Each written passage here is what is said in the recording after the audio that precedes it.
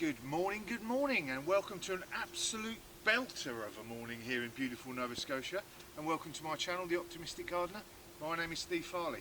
So today is potato planting day, and it's also going to be the warmest day in Nova Scotia this spring so far, a heady 16 degrees C.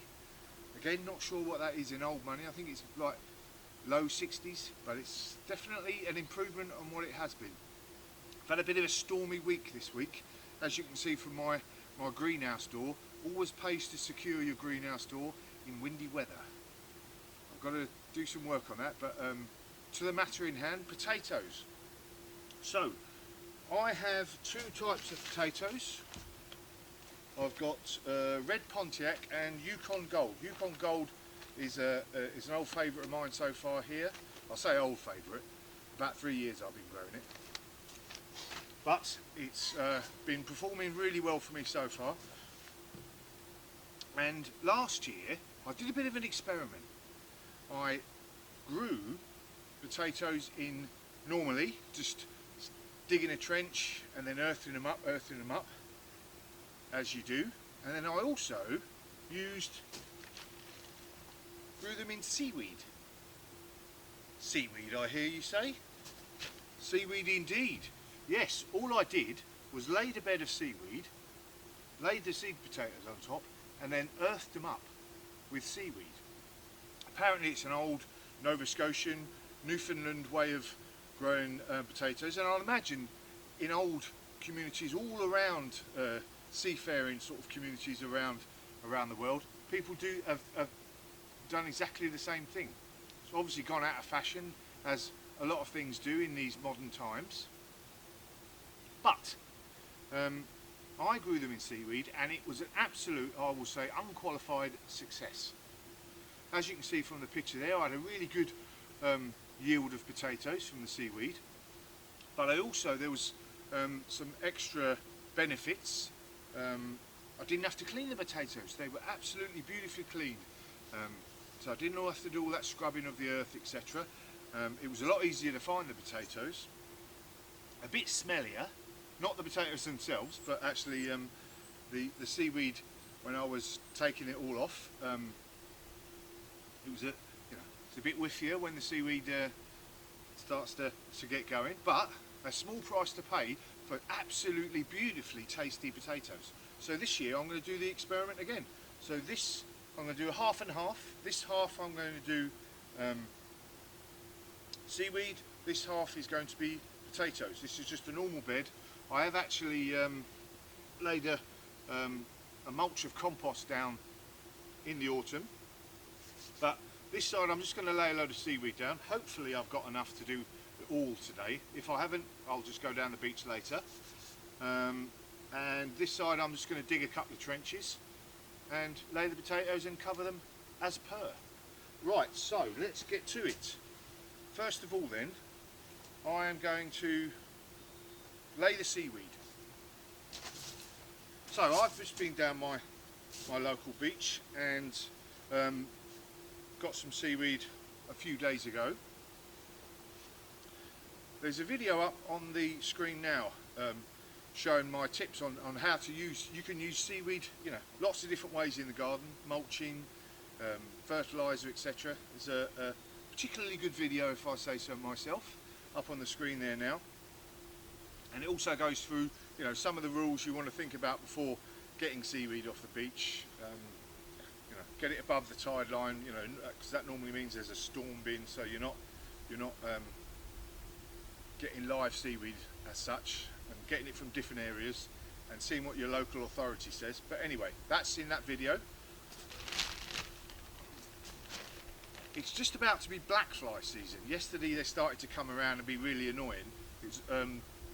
It was a frosty night last night, so they're obviously still in their beds at the moment. So I'm lucky to be still wearing my t-shirt, because soon it's going to be black fly shuffle time. But anyway, right, seaweed. So this is really, I like this particular seaweed because if you can see, it's a sort of it's not big straggly bits, it's lots of little bits, and that's always easier to manage. Right, so I'm going to start here. I'm going to dump this seaweed out.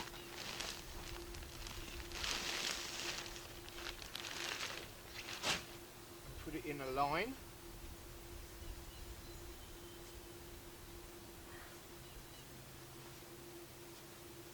A nice good bed of it.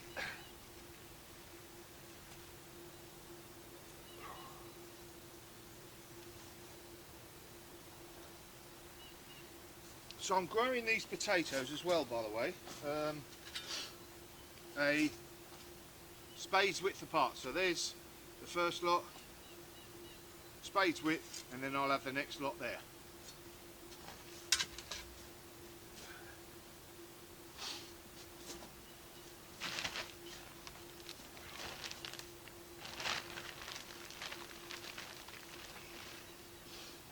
Love the smell of seaweed. Well, not when it gets really really pongy, but that beautiful smell of the sea. I live about, well, the beach is probably just about a mile from me down there. Local beach, Hubbard's Beach, and it has loads and loads of seaweed, which is really good because I use it all over the garden. Right, where's my next trench? That's here.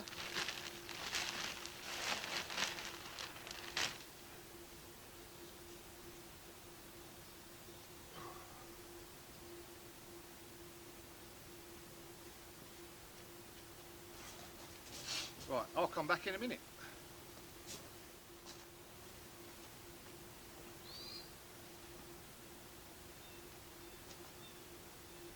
Right, so for the purpose of this film, I'm just going to do the 2 lines here today for seaweed to make sure I've got enough seaweed to cover everything. Now I'm going to dig out the trenches for the potatoes. So I'm just going to dig out a shallow trench, probably not quite a foot deep. Right, where's my spade? Aha! Right, gap, gap. What is it? Gap, dig, gap, dig.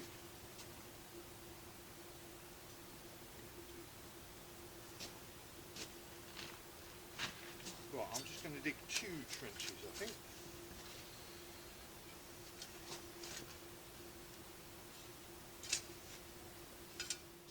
So, as you can see, I have seaweed line there, another line of seaweed there. About, 6 inches deep. That's why I'm going to have another line of seaweed. Right, so I've dug the usual traditional trenches and I'm going to lay the potatoes in that. So let's get to it. Okay, so I am going to do the Yukon Gold first. These performed really well for me last year, like I said. Really nice tasting potato, good doer. So literally all I'm going to do is take the potato, take the chitted side where the plant is starting to grow, have that facing upwards the best possible, and then just going to lay that in to my compost. Now obviously the premise of this tuber, this is where all the energy for the potato was stored, and it's growing out, the plant is starting to grow out here, and then the new potatoes will grow all around the base of the plant there. So we want to lay that up, and then the other thing that so we lay them into the seaweed or the soil, and then we start to keep them covered, because when the potatoes start to form, we always need to stop sunlight getting to the potatoes, because that's when they turn green and become poisonous. So that is the point of earthing your potatoes up, is to constantly ensure that the potatoes that are forming around the base, and obviously the higher you go, the more chance you have of growing more potatoes, keeping that light away from the potatoes so they don't turn green and become poisonous. So I'm going to plant them about a foot apart and just lay them into the earth.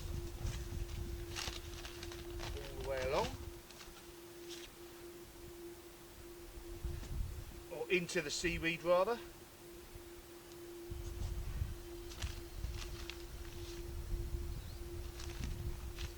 If you've got any particular big potatoes and you've got a large area, you can cut them in half as long as each side has a little sprout coming out, and then you can plant both halves. Now I know you shouldn't really be walking on your raised beds. This was my bad design before, making it too wide, and I don't want to go around the camera side.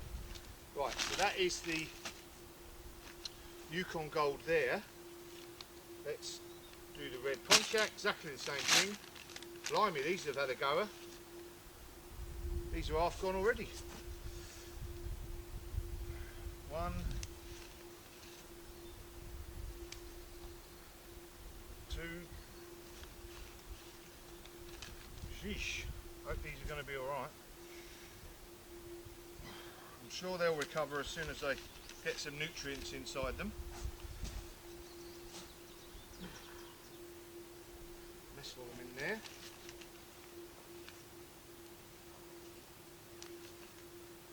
Oh dear, don't like the look of these.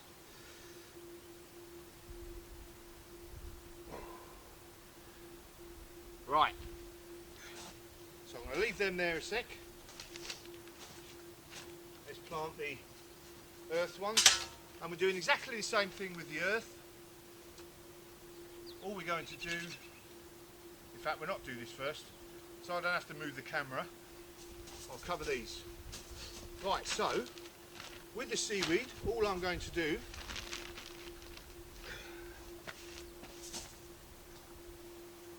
gloves for this, I think.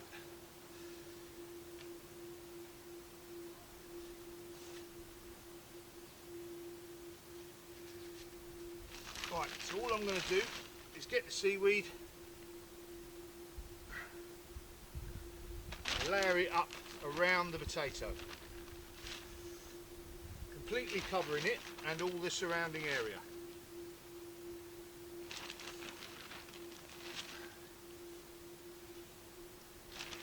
Now people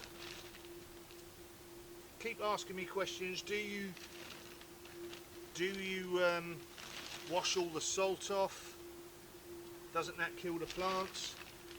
Well, most of the time I'm actually getting the seaweed from, you know, quite a bit above the tide line, and it's often come up in a storm, which is obviously accompanied by rain. So half the time I don't really bother, and I've not had any problems so far. And like I said, I use it as a mulch, I use it for growing the potatoes, I mix it in with the compost, the rock down there.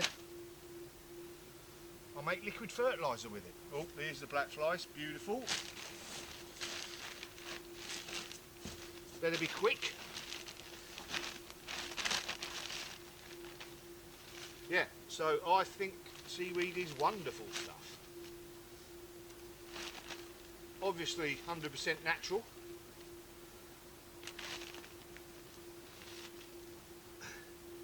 It was quite funny last year when I was growing the potatoes. You know, you get those sand hopper things, those sand flea things. They were always in the seaweed. And then when I came towards the harvest the potatoes, there's one there. At the end of the season, pulling the seaweed up, there they were, still living in the seaweed.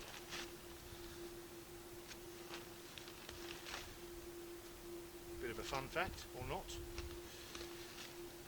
Okay, I'll get on with this and be right back.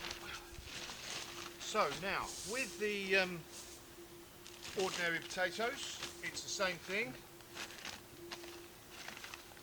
Just going to lay them down. Get this one at the end here.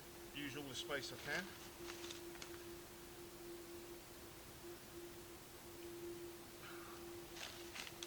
Lay these down all the way along. Black flies. I had my first couple of black fly bites yesterday and they've already come up nice and bumpy. extremely annoying. So we'll have these flies now, obviously 3 times as much, for about the next 6 weeks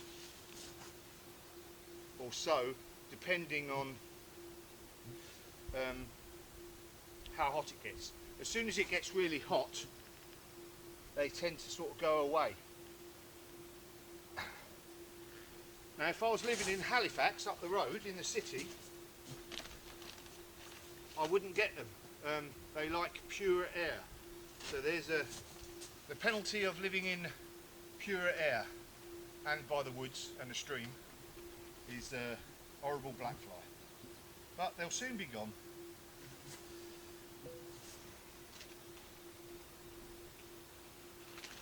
Right, let me finish these off, laying these down, and then we shall earth them up. Okay, so all I'm going to do here now is literally just cover them up with the earth that I dug out of the trench. Make sure they're fully covered.